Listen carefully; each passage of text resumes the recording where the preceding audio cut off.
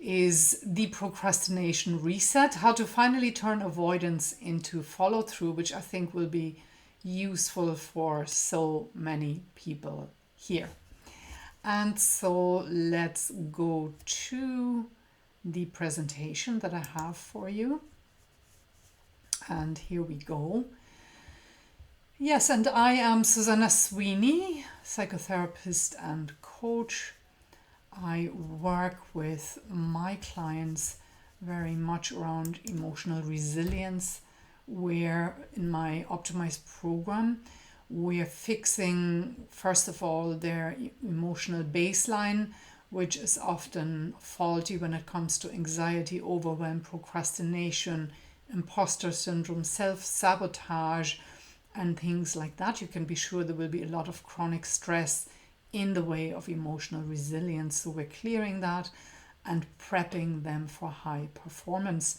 Or in fact, perhaps you're already doing very well in business and your career and you'd like to improve how you function by clearing faulty childhood programming, in which case this work would also be for you. So today's training is about understanding procrastination, which, as you will learn, is also an emotional resilience issue. And so we'll look at, let's see what we will be looking at. We will look at how procrastination is likely to present in your life, in your business, what procrastination really is, 5 science-based reasons that we procrastinate, 5 mental habits that will help you break the procrastination cycle if you adopt them, and 5 daily action steps that I recommend you to take so you can break through the procrastination cycle. There is a free guide going with this video training. For the free guide, comment guide underneath this video. That's if you're seeing this in the Facebook group. If you're seeing it on another platform, then DM me and DM me the word procrastination guide so that I know which guide you would like. Rightio, let's get going. So for this slide, I would like you to reflect, right? Which 3 of these appearances does procrastination most often take in your own life? And also notice what emotions come up when you think about each one as we talk through them. So here's the first one, a really, really common one people procrastinate over: emails and messages. Imagine opening your inboxes in the morning and seeing a long queue of messages there that all require you to respond, and closing the inbox straight down. And feeling that little moment of overwhelm perhaps, where you're like, oh no, I'm not ready, not until I've had a cup of coffee. The question is, those emails and messages, will they be dealt with after your cup of coffee? Same is true for admin tasks and paperwork. We like to leave those, and perhaps they're already gathering dust on your desk. And when you shove them aside for today, for this day, does that make a space where they will be dealt with, yes or no? And what emotion comes up for you when you think about that? Number 3 on my list is health appointments.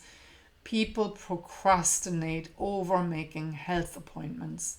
So this is such a crucial thing that I think if that's true for you, and if there is that little bit of anxiety with it, perhaps, oh, what if I get bad news? I would really encourage you to face that, because this is about you, right? And nothing happens without you in your business, in your life.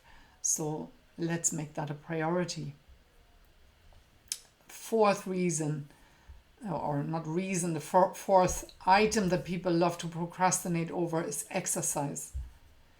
Telling yourself that you'll do it in the new year, you'll start a new cycle altogether. You will join a gym and you will start. Well, guess what? By the end of January, most people have already fallen off the wagon. And so just notice what happens for you right now when I say that. And if it's that sinking feeling in your stomach, take note of that. It's something to deal with. Finances. Many people procrastinate over finances, and it's a little bit like it is with the health appointments as well, this sort of anticipating bad news. But the thing is, you have to take control in this area, right? Nothing happens or nothing good happens unless you take control of your finances. So as I'm talking about it, notice how that makes you feel. Difficult conversations. Such a big one to put on the long finger. But the thing here is that actually difficult conversations, when you really think about it, can make your life easier, can make your relationships better when they're done right, and when you are able to voice your opinions and your needs and wants. So ultimately, you're better dealing with it and having that conversation rather than putting it on too long a finger, right? Number 7 is creative work. The dreaded blank page when you're planning to write your book and you haven't got a clue where to start and it feels like such a huge project. And now feel your way into what's happening for you as I'm talking about the dreaded blank page. And we will be talking about ways to get over that in a little while. Decluttering or organizing is number 8 on our list. Very, very common reason as well that people procrastinate is feeling overwhelmed by that task, not knowing where to start with the decluttering and organizing because maybe it hasn't been done for many years. And again, very commonsensical that decluttering and organizing will benefit you all around, right? And we look into how you can get it done. Number 9, big life decisions. So maybe you know you have to change jobs. Maybe you've known that for a while.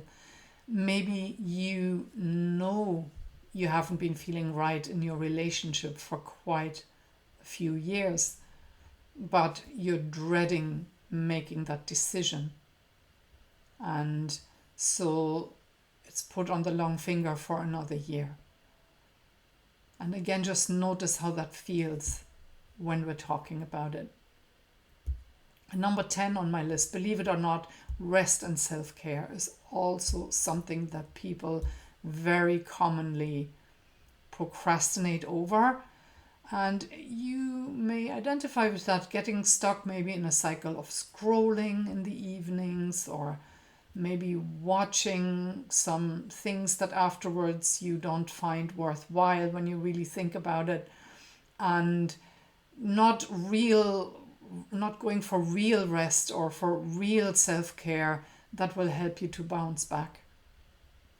And so that's also very worthwhile addressing. And all of these 10 different ways in which procrastination appears, I would really like to encourage you to tackle these after today's training and use the tips and tricks that are ahead in this training to do so. But first of all, let's look at what procrastination really is, right? So that we're all talking about the same thing here. So here it goes. Procrastination means deliberately putting things off even when you know that it's going to cause you problems later. Procrastination brings short-term comfort, maybe through distraction, maybe through focusing on small tasks, but in the long term, it creates stress, guilt feelings, and a sense of being stuck. It drains your mental and emotional energy in the long run. It builds stress, and it actually makes every task feel bigger than it has to be the longer you delay. And over time, that means your confidence is going to be eroded. your self-trust is on the line, and you will keep yourself trapped in everlasting frustration. Now, on the other hand, it doesn't mean you're lazy or unmotivated. There are, and we'll look into that next, many things happening in the brain that lead us down this pathway of procrastination. So it's quite a natural thing to get caught up in.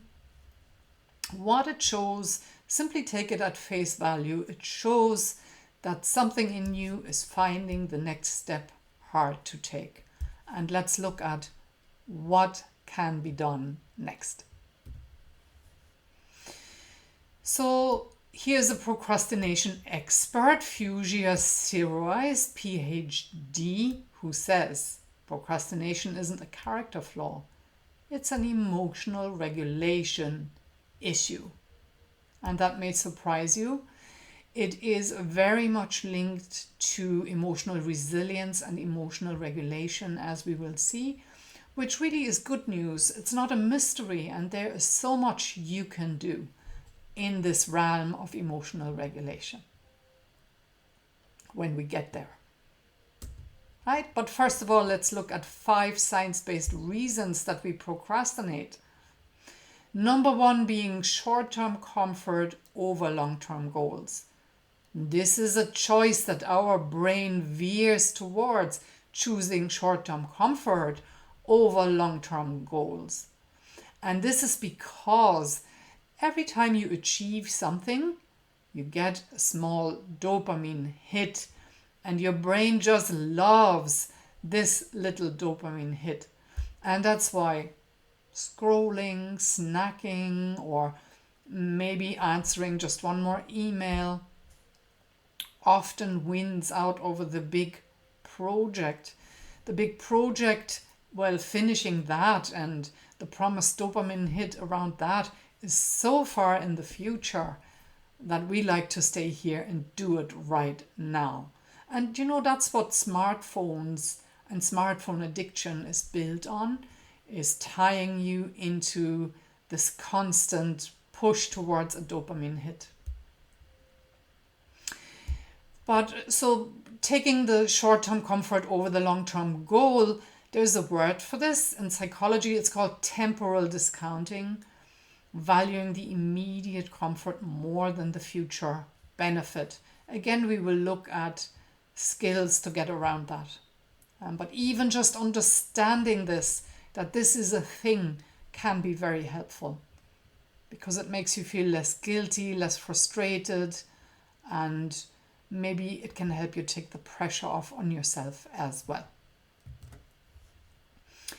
Second reason that we procrastinate, according to science, is our brain always likes to be helpful and it wants to help us avoid emotional discomfort, which can be helpful sometimes, right? It helps us get through.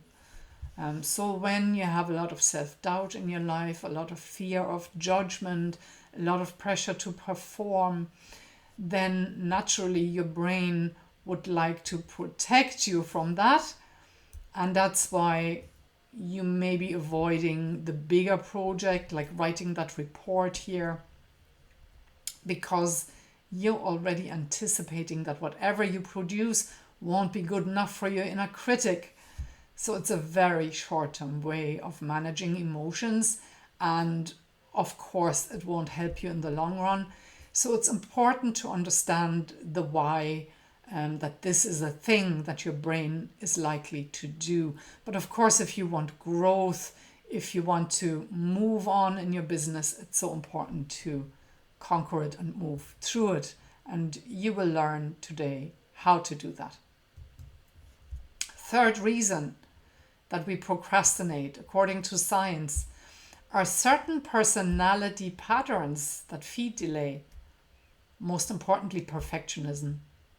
Right? So when you are working from a place of being quite perfectionistic, that can make small tasks feel quite big. Because you might be reworking your project over and over and over, until you hopefully finally come to a place where it feels like it's done. But it can take you a long, long time. And that's why even small things can seem huge. Or you might even find yourself as a perfectionist in this cycle, I'm going to say. I'm missing the word here, the right word, of waiting for the right mood to strike before you begin. And that's just another trap we set up for ourselves, right? And what can be behind it really is that perfectionism and protecting ourselves from the difficult feelings around it. So it's safer not even to start, because it will bring up some difficult feelings when you do. So all of this goes to say that these patterns are meant to be protective, but of course they will end up stalling your progress.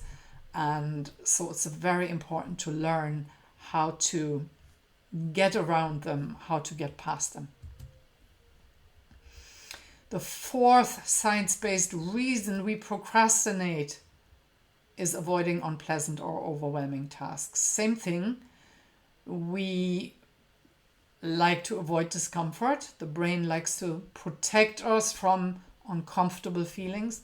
So when we're facing into tasks, here it's about concrete tasks that are boring, complex, difficult. So think of rote kind of tasks like filling in forms, clearing your inbox, sorting your taxes, things that have to be done but they're so boring. The brain will choose to protect you from that boredom and will instead choose something smaller or something more rewarding. But those jobs still have to be done, right? So one way you can do that is helpful is breaking these tasks into small steps. That can help to reduce the mental block. Or if you're doing real well in your career or business, another skill you can use, of course, is to begin to delegate some of the more rote tasks in your business to someone else. Fifth science-based reason we procrastinate, and this is a big one, is something called executive dysfunction. Again, that's a psychological term. And what it means is it's a brain-based difficulty with beginning tasks and staying organized throughout tasks and seeing tasks through. It's a difficulty with your prefrontal cortex being in charge. Now, it can be caused by certain bigger conditions like ADHD or autism. And if so, you will require specialized support around those. And again, there are many things that can be done, and experts in those fields can help you with that. But here's another thing that fuels executive dysfunction. It's ongoing stress, chronic stress in your system. When you already have chronic anxiety that maybe you've been carrying for some years, and excuse the sounds that are coming in. There's some kind of notification here in the background. Chronic anxiety, chronic stress, and behind that can be faulty childhood programming, is contributing to executive dysfunction. It's making you jump between tasks. It's making you forget priorities. It's making you get lost in planning instead of doing. So all of that can be helped by emotional regulation, which is very much my baby. And I would encourage you to take advantage of the free offers I have around that, like the Emotional Reset Challenge that I run regularly, where I teach self-help emotional regulation skills that are very, very powerful. So next, let's look at 5 mental habits that will help you break the procrastination cycle. If you adopt them, I highly recommend you do. Number one, understanding comes first, and I'm hoping to help you here with this training a great deal. When you understand something, when you understand how procrastination really works, how far it goes, how it's manifesting in your own life, that's already bringing you a few steps down the road of dealing with it. Think about the 5 reasons I've given you, the 5 science-based reasons that you procrastinate, and identify which ones are the biggest ones for you. And yes, sometimes procrastination then points to deeper work that's necessary, like emotional regulation. We've already talked about that. Maybe some issues from the past need dealing with, need down regulating so that executive dysfunction will no longer be an issue for you. But understanding comes first, and you can do that by going through this training, by ordering the guide, and maybe journaling about it a bit. Great, do that. Number 2, daily habit, being gentle with yourself. A little bit counterintuitive perhaps, but here's the thing. Beating yourself up never works. It just makes everything worse. It makes your emotional issues worse. It will make procrastination worse. See procrastination for what it is. Start with that. See it as your brain's attempt to make things easier, to protect you, right? And just your brain not having the foresight that this may backfire. So that's where your prefrontal cortex will step in. And your prefrontal cortex will then go, right, I don't want this to backfire, so I'm going to take A, B, C, D different measures, right, to help me through the procrastination.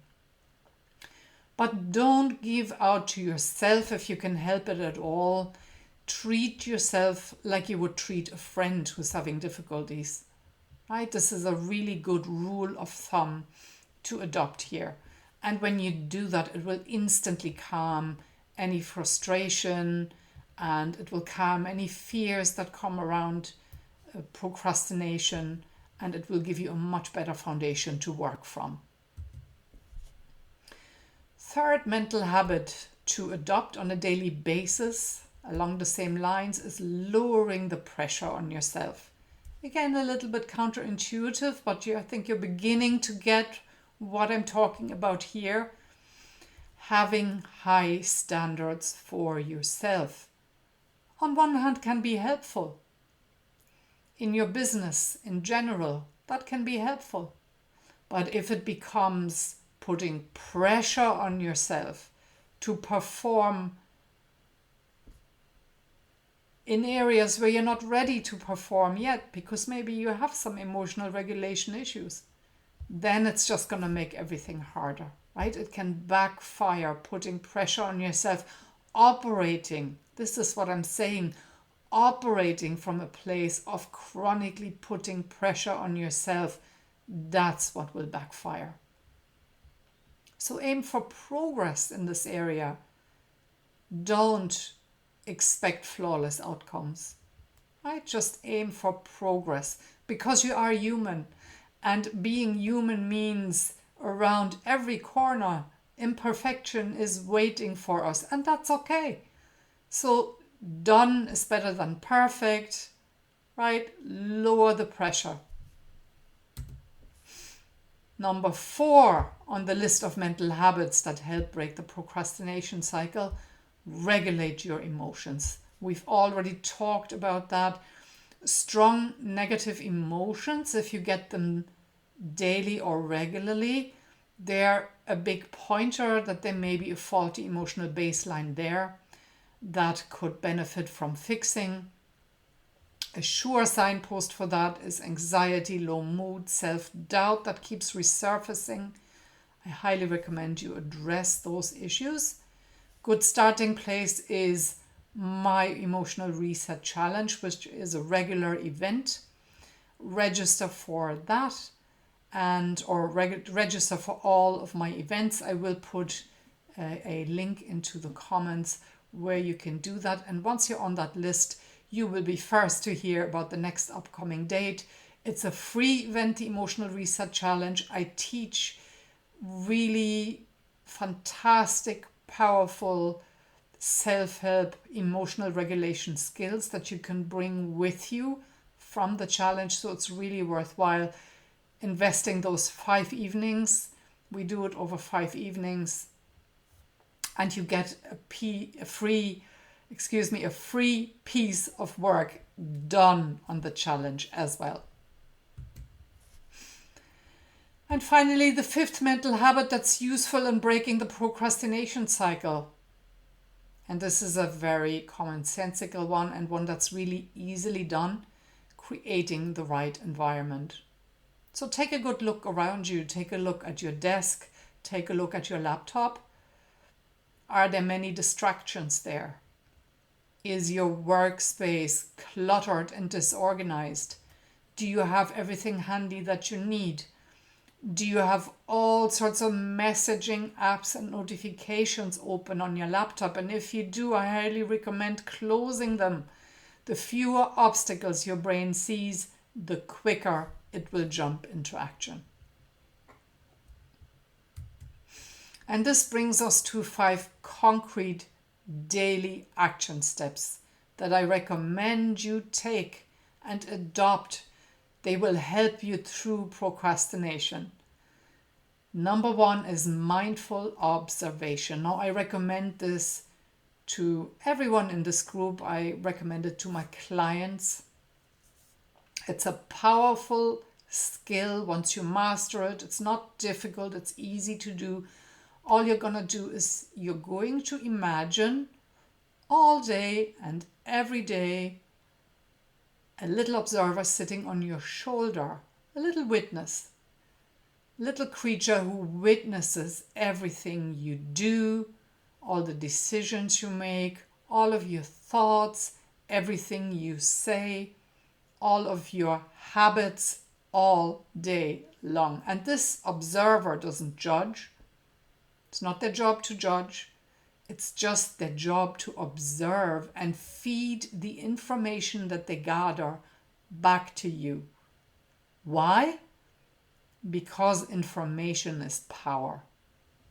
Mindful observation will, by gathering all this information about yourself, help you build self-awareness. And that in turn will help you build emotional regulation or improve your emotional regulation, and also will improve executive control. So if you have an issue with executive dysfunction that we've talked about, mindfulness practice on a daily basis will be extremely helpful for you. So in a concrete way around procrastination, you could task your inner observer with observing any procrastination triggers, and that will be very helpful for you, because then you can take concrete action steps, helping yourself through the procrastination. Number 2, very sensible thing to do: breaking tasks into small steps. So think of that blank page, think of the book you want to write, and you sitting in front of that blank page expecting to start. Well, that's a huge project. So by its very nature, it's going to feel intimidating. But maybe you can break it down. Maybe you can break it down over the next 4 weeks. Maybe you can say, right, the first couple of days I'm going to work on writing an outline for the book, everything I want to see included. And then I'm going to move on, and every day I'm going to write an outline for each chapter that the book is going to contain. And every day I'm going to spend a half an hour on exactly that. And when I start, I'm going to start from where I left off the previous day. And every day I'm going to push this project forward a little bit. And when you do that and you have these smaller steps, they're much, much easier to take, right? Makes sense. It's something that you can have more of an overview over that half an hour a day. So very sensible skill to build in, right? Breaking tasks into smaller steps. And you can do that for everything. You can do that for your taxes rather, when you have to file to the tax man. You can do that for so much in your business, all the different processes that can be broken down into smaller steps, or in your career, right? Wherever you are, there are processes that can be broken down.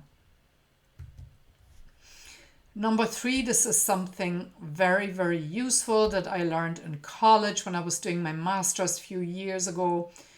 The Pomodoro technique. Many people find that really helpful. It helps you through procrastination and does many other things for you. So Pomodoro means you're going to work in short bursts of 25 minutes each, and then you're going to take a 5-minute break. In the middle of the day, you're going to take an hour's break, and then you go back to more Pomodoro bursts, right? And every time you have a burst, you're going to set yourself a mini goal for those 25 minutes. That makes it easier to get into because you have that little bit of focus and pressure. You have only 25 minutes, so your focus is kept high. Your mental fatigue is kept low because it's only 25 minutes and you know you have a break coming up. It's easier to start the session when you have the end in sight, and can make for a really productive day. Try it out, see if you like it. Number 4, prioritizing your schedule. Very commonsensical. Not everything on your to-do list carries the same importance. So whichever way it works for you, once a week or once a day, prioritize your schedule. And when you've done that, block time for each task. Work through the tasks in order of priority and urgency. What has to be done today? What has to be done this week? What is important to do and maybe not so urgent? There's something called the Eisenhower matrix that comes to mind that helps you sort your tasks into 4 different quadrants around priority and urgency. And that's a helpful tool. You can Google it and find it. And when you do that, when you start prioritizing, it gives you structure and accountability. It keeps decision fatigue low because you've already decided how you're going to spend your time that day. You already have your 2-hour slots down, planned out. And be sure to include breaks and leisure time in your schedule. Very, very important because we're not machines, right? And we want to still feel good the next day. The final action step, and along the very same lines, is celebrating small wins. Because you're human, you want to enjoy life as well, right? And we like good feedback. So how about we become our own best supporter and give ourselves that positive feedback when we complete a task? Even small tasks, you can give yourself a little bit of positive feedback, a little celebration. It can be a small thing. It can be a cup of tea, or it can be stepping out on the balcony for a few minutes for fresh air, going for a walk at lunchtime, whatever your prize may be. And you may set rewards like that up for your week as well. Once I finished all my tasks on my to-do list for the week, I am going to go to the cinema, right? Maybe something like that, that you can make your family can be part of that. You can all go to the cinema together, have a good time. And that sort of reward system helps you create momentum because it creates times when you feel good, and that helps you motivate yourself towards bigger goals. Progress feels much, much more satisfying when you recognize it and you're your own best supporter and on your own side with all of that. Right, so I hope I've given you a really good basis here, teaching you skills, how you can break through procrastination, some useful techniques to adopt on a daily basis, some mindset tricks to take on running in the background that will be helpful around procrastination, among other things. This brings us to the end of this training called the Procrastination Reset. My Facebook group, if you're not already a member, is called Optimize Your Personality for Success. Join us there for regular training, for regular freebies, for inspiration around optimizing for success, around emotional resilience,